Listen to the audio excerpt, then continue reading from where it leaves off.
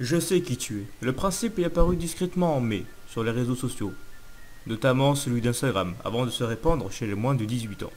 Des comptes identifiés par des noms évocateurs, comme je sais qui tu es ou je sais à quoi tu penses, proposent à leurs abonnés de deviner des informations sur leur vie privée. Concrètement, après un abonnement et un message privé, ces comptes, qui se dit médium, délivrent un lot de données personnelles. L'âge, la ville d'origine, la passion, la classe, leur repas favori, même leurs animaux de compagnie. Par message privé, avant de publier une capture d'écran de la réaction étonnée de ses utilisateurs. Flippant ou impressionnant? Telle est la question. Ça m'apporte pas mal d'abonnés, disait-il. Le concept est né d'abord chez les Anglais, sous le hashtag #AknoYouWar, donc ça c'est mon anglais parfait, merci, repris par des comptes Instagram, avant d'être immédiatement repris en France avec le compte Instagram Je sais à quoi tu penses. Tenu par un internaute, qui se fait appeler l'Omniscient, depuis sa création, les Je sais qui tu es se sont multipliés. Des dizaines de comptes dédiés ont envahi le réseau, avec notamment Je sais qui tu es-off, Je sais qui tu es-1 et Je sais tout de toi, qui comptabilisent des milliers d'abonnés. Avec plus de 17 000 abonnés, Je sais qui tu es off est l'un des comptes les plus populaires. Créé en décembre 2016, ce compte est à l'origine dédié à des blagues sur les prénoms.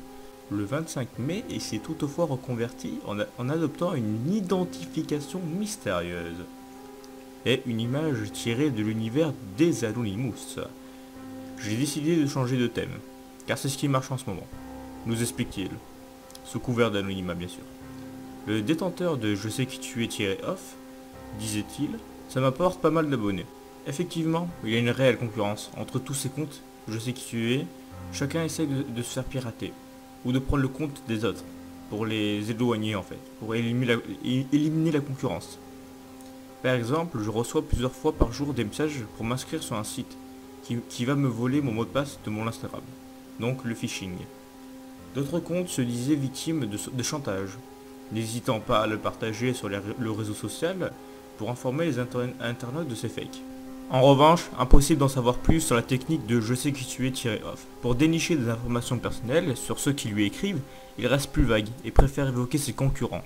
En ce moment, je n'ai pas vraiment de méthode. Je sais que pour trouver les infos, certains comptes font d'abord connaissance avec les gens via un autre compte Instagram, disait-il. Du côté des jeunes adeptes qui ont testé ce nouveau jeu, on entrevoit quelques pistes de la méthode. Si certains pensent que c'est du piratage, la plupart penchent pour un travail d'enquête numérique. Toutes les choses qu'il m'a dit, tout le monde peut les savoir, car tout est écrit dans ma description, ou dans mes posts Instagram, explique Sandra, 18 ans.